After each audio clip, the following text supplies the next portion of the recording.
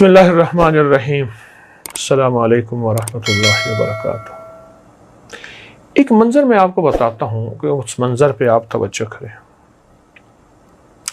ایک بندہ مدینہ منورہ سے چلتا ہے، اس کے پاس ایک بیمار خچر ہے، بالکل بیمار، کمزور، اور جو خچر پہ سوار ہے وہ خود بھی بیمار بھی ہے، کمزور بھی ہے، غریب بھی ہے، فقیر بھی ہے۔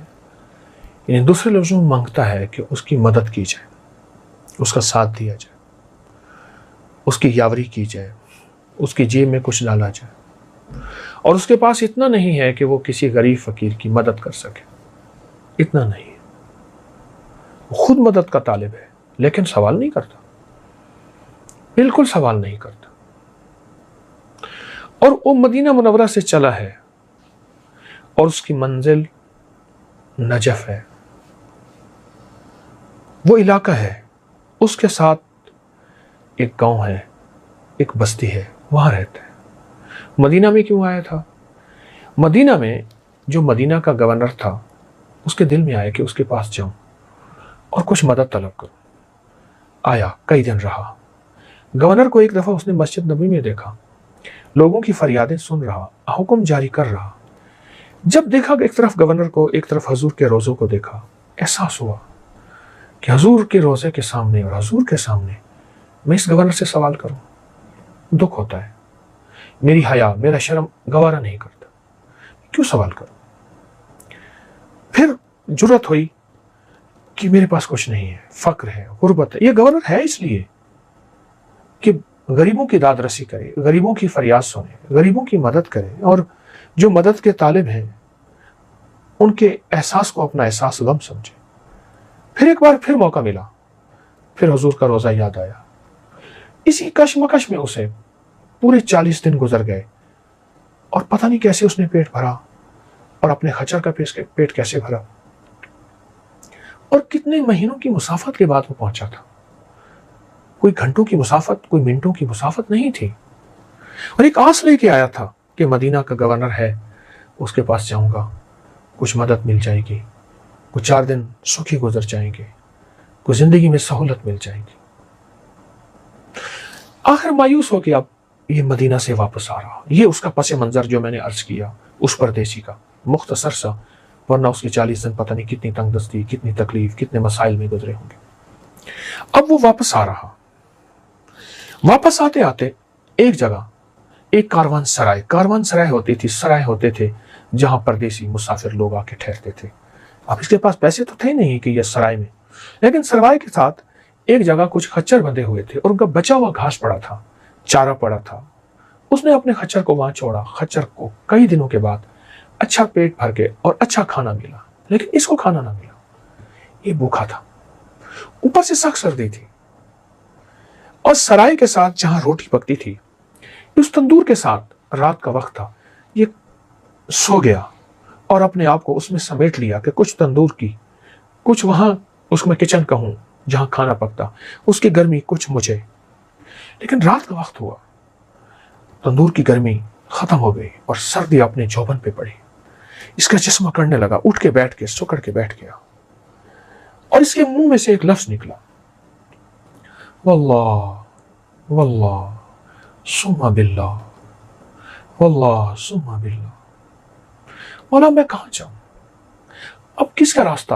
اب کون سا سائبان اور کون سی گرمی کے لیے اپنے جسم کو، اور اپنی طرف دیکھا تو خچر بھی بیچارہ سردی کے اندر کانپ رہا ہے۔ اسے اپنی سردی تو بھول گئی، خچر کی اگر یہ مر گیا تو میں منزل پہ کیسے جاؤں گا، آگے کیسے جاؤں گا؟ اب یہ سی پریشانی اور کشمکش میں ہے۔ واللہ ثم باللہ، میں تو الفاظ بیان کر رہا ہوں، آپ سوچیں جس کی یہ حالت ہو کہ تن پہ پھٹے پرانے کپڑے ہوں، جیب خالی ہو، پیٹ بھوکا ہو۔ آدمی بھوکا ہو تو سردی ویسے زیادہ لگتی ہے، اور پردیس ہو، مسافرت ہو، اور کاروان سرائے میں سب بہترین زندگی میں سو رہے ہیں، ان کی سواریوں کے اوپر بھی گرم کپڑے کہوں، چادریں کہوں، اور ایک وہ سواریاں بھی ایک چھت کے نیچے ہیں۔ اس کے پاس نہ سواری کی چھت ہے، اور اس کے پاس نہ اپنی چھت ہے، اس کے پاس نہ کھانا ہے، इसके पास ना कोई गर्म खाना या मशरूब है, इसके पास कुछ भी नहीं है, सवारी ने फिर भी कुछ ना कुछ खा लिया है, इसकी हालत क्या होगी, इसके हालात क्या होंगे, और ये किस कस्मा पुरशी में, किस तंगदस्ती में होगा, और किस अंदाज से इसने वल्लाह सुम्मा बिल्लाह इसने किस अंदाज से बयान किया होगा, मैं वो नक्शा नहीं खींच सकता। याद रखिएगा, अल्फाज का तर्जमा होता है, जज्बात कैफियत का तर्जमा नहीं होता। ये मैं बात फिर दोहरा रहा हूं, अल्फाज का तर्जमा होता है, जज्बात और कैफियत का तर्जमा नहीं होता। अब इसने फिर ये बात कही, अब दर्द के साथ इसकी बात कही और गम के साथ इसने ये बात कही। इसको महसूस हुआ कि मेरा जिस्म गर्म होना शुरू हो गया है। इसने दाएं बाएं देखी, कोई गर्म हवा चली है। इसे ख्याल हुआ कि तंदूर में से गर्म हवा निकली, तंदूर तो ठंडा हो चुका था। कहां से चीज मिली? अब इसको कुछ एहसास हुआ ना गर्मैश का, सुकून का, तो इसने फिर वो कैफियत के साथ अल्लाह सुम्मा बिल्लाह कहना शुरू कर दिया। अल्लाह अकबर। बस ये यूं कहता था और इसके जिस्म में ताकत आती थी, और महसूस किया ऐसे जैसे मैं खाना खा रहा हूं और मेरा पेट आहिस्ता आहिस्ता भर रहा है, जिस्म में तवानाई आ रही है, ताजगी आ रही है और एक कुव्वत आ रही है, और सर्दी है पर सर्दी का एहसास मुझे कम हो रहा है। और उसने अपनी नजरों से जब अपने खच्चर को देखा तो उसके अंदर भी कपकपाहट कम हो रही है, वो ऐन सर्दी के ऊपर है, कपकपाहट कम हो रही है। इसने महसूस किया कि इस लफ्ज की कोई तासीर है और इस लफ्ज को कोई ताकत मिली है, इस लफ्ज को कोई कुव्वत मिली है। इसने पढ़ना शुरू किया, पढ़ते पढ़ते ना कुछ सुकून मिला तो इसको ऊंघ आ गई। इसने ऊंघ में देखा, इसने ऊंघ में देखा कि कुछ लोग हैं, उनमें आगे एक शख्स है और वो इसको थपकी देते हैं, कहते हैं हमारे घर से तुम्हें लफ्ज मिला था और इसको पढ़ता रहे, इसको ना छोड़, और यही लफ्ज तुझे मंजिल पे पहुंचाएगा। और मदीना के गवर्नर के साथ तूने अच्छा किया, सलाम नहीं किया, मुझे मेरे हुजूर ने भेजा है सल्लल्लाहु अलैहि वसल्लम। जा, एक साइल आया था और मेरे हया और गैरत की वजह से उसने गवर्नर से सवाल नहीं किया था।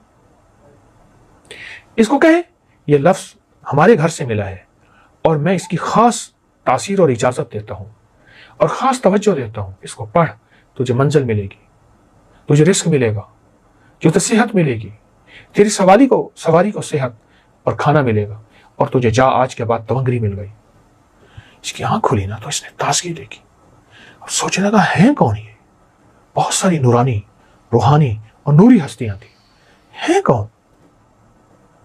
अब इस कैफियत में था, लेकिन इसने फिर पढ़ना शुरू किया।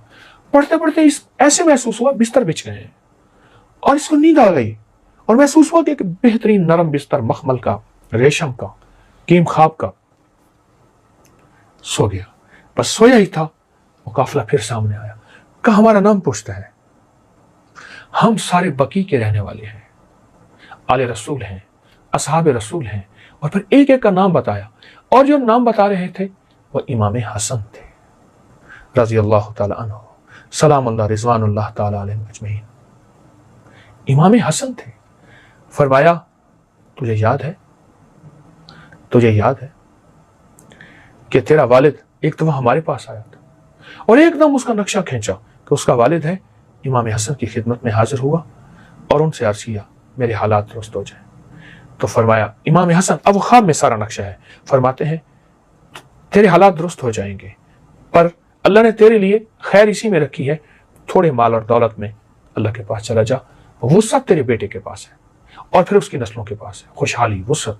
और याद रख तेरा बेटा मदीने आएगा, 40 दिन यहां गुजारेगा, हुजूर के हया और शर्म की वजह से, गैरत की वजह से किसी से सवाल नहीं करेगा।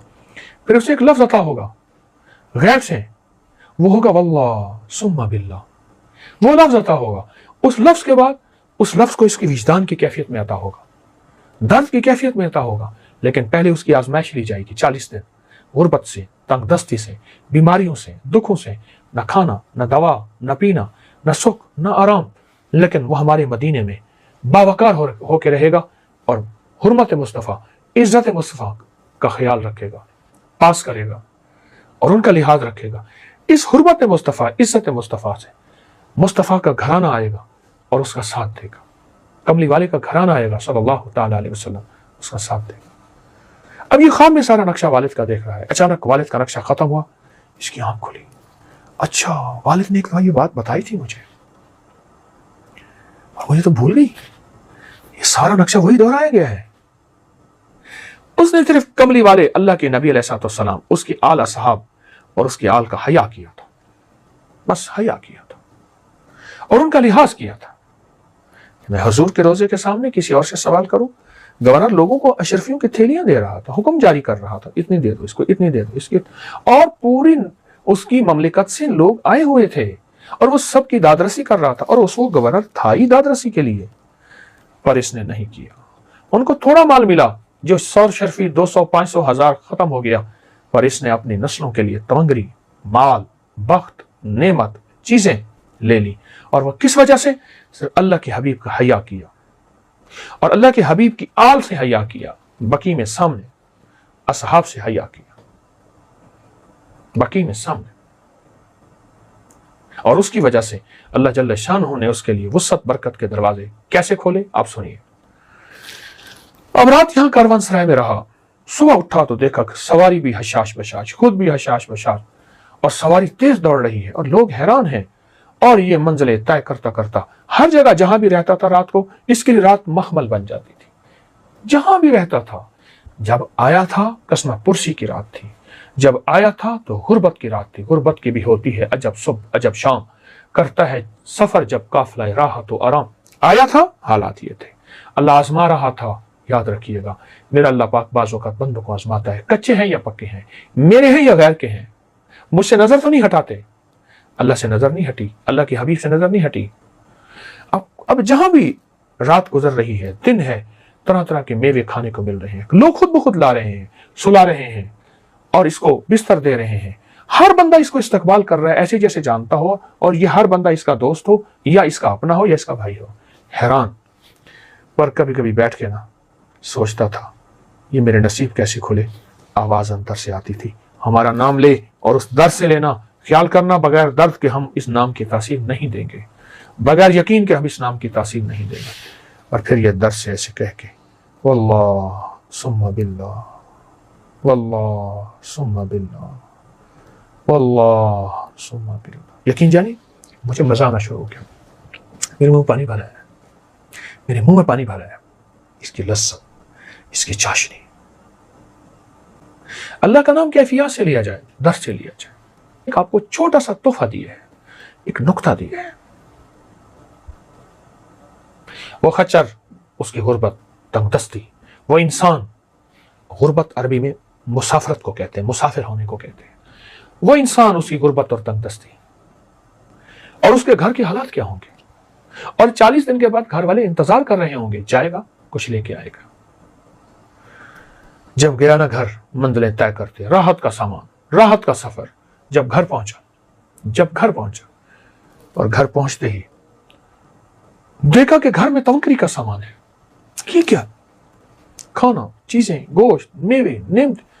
اس نے کہا آپ نے کسی کے ساتھ تجارت کی تھی اور ایک تاجر آیا تھا, اس نے کہا بہت نفع ہوا تجارت کی, یہ ان کا جو نفع ہے وہ میں ان کے دے کے جا رہا ہوں. ہم نے روکا بھی صحیح, اس نے کہا نہیں میں نے آگے تجارت پہ جانا ہے, میرا آگے قافلہ جا رہا ہے. ہم نے روکا بھی صحیح. کون تاجر تھا, کیا ہولیا تھا؟ اس نے کہا یہ ہولیا تھا, میں نے تو کسی سے تجارت نہیں کی, میرے پاس تھا ہی کچھ نہیں. کہا جاتے ہو بس کہہ گیا تھا کہ واللہ ثم باللہ کو نہ چھوڑنا. ہمیں سمجھ نہیں آئی یہ کیا ہے. تو ایک دم اس کی ہائے نکلی, ایک دم اس کی ہائے نکلی. من کان للہ کان اللہ لہ, جو اللہ کا ہو جاتا ہے اللہ اس کا ہو جاتا ہے. امام حسن بن علی وہ تشریف لائے اور فرمائیے تجھے ہمارے گھر سے ملا ہے, اور وہ تجھے نے ہمارا حیا کیا ہے, تو نے ہمارا لحاظ کیا ہے, تو نے ہمارا شرم اور ہمارا ادب کیا ہے, اس کی وجہ سے تجھے ملا. او گھر میں پھر دولت اور وسعت اور برکت کے جو خزانے لٹے اور ملے. کہا کہ پھر اس گھر میں ہر وقت ایک صدا آتی تھی, واللہ ثم باللہ. گھر کا بچہ بچہ یہی لفظ کہتا تھا, گھر کا بچہ بچہ یہی بول کہتا تھا, گھر کا بچہ بچہ اسی الفاظ کے اندر ڈوب جاتا تھا, ان لفظوں کے اندر ڈوب جاتا تھا. ہاں, نبی علیہ السلام کا حیا, ان کے ساتھ ادب شرم, اور ان کی اعلیٰ صاحب کے ساتھ, آل رسول کے ساتھ, اصحاب رسول, اللہ اس کا صلہ دیتا ہے. رب کسی کی محنت کو ضائع نہیں کرتا، رب اس کا صلہ دیتا ہے اور دیتا ہے، اور دیتا بھی اپنے غیب کے خزانے سے ہے، اور دیتا بھی ایسا ہے کہ اللہ دولتوں اور عزتوں کے دروازے کھول کے دکھا دیتا ہے، دولتوں اور عزتوں کے دروازے کھول کے دکھا دیتا ہے۔ اس راستے کو اپنا لیں، اس منزل کو لے لیں، یہ راہیں سچی ہیں اور انشاءاللہ کامیاب ہوں گے، دنیا بھی، آخرت بھی، رزق بھی، لذت بھی، صحت بھی ملے گی۔ یہ بہت بڑا واقعہ ہے اور اس کے اندر بہت بڑا راز ہے۔ واللہ ثم باللہ۔ جزاک اللہ۔ السلام علیکم ورحمۃ اللہ۔